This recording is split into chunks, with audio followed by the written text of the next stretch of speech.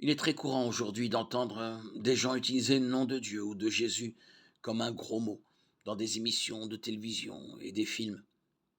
La réponse d'un chrétien lorsque cela se produit peut être aussi simple que d'éteindre la télévision ou de trouver quelque chose d'autre à regarder. D'autres situations, comme lorsqu'un collègue utilise un gros mot, nécessitent une approche différente. D'abord, lorsqu'un ami ou un collègue utilise le nom de Dieu comme un gros mot, nous devons comprendre la nature du problème. Le gros mot n'est pas la racine du problème, c'est le symptôme d'un problème de cœur plus profond. Si les gens connaissent et craignent Dieu, ils auront du respect pour le nom de Dieu. Il est nécessaire que les gens soient transformés spirituellement en Christ et c'est vers cela que nous devrions diriger les gens. Lorsque nous entendons des gens utiliser le nom de Dieu en vain, cela devrait être pour nous une occasion de prier silencieusement pour eux.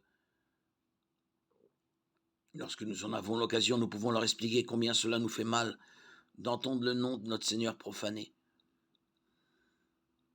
Dans notre conversation, nous n'exigeons pas que les gens cessent de jurer, mais nous leur demandons comme une faveur de s'abstenir. Lorsque nous entendons quelqu'un utiliser le nom de Dieu comme un gros mot, notre action doit être fondée sur la douceur et la crainte, et non sur l'orgueil. Quelqu'un qui maîtrise mieux sa bouche pourrait penser, elle enfreint une règle que je ne transgresserai jamais, ou il devrait me ressembler davantage et respecter le nom de Dieu. De telles réactions s'orientent dangereusement vers le légalisme.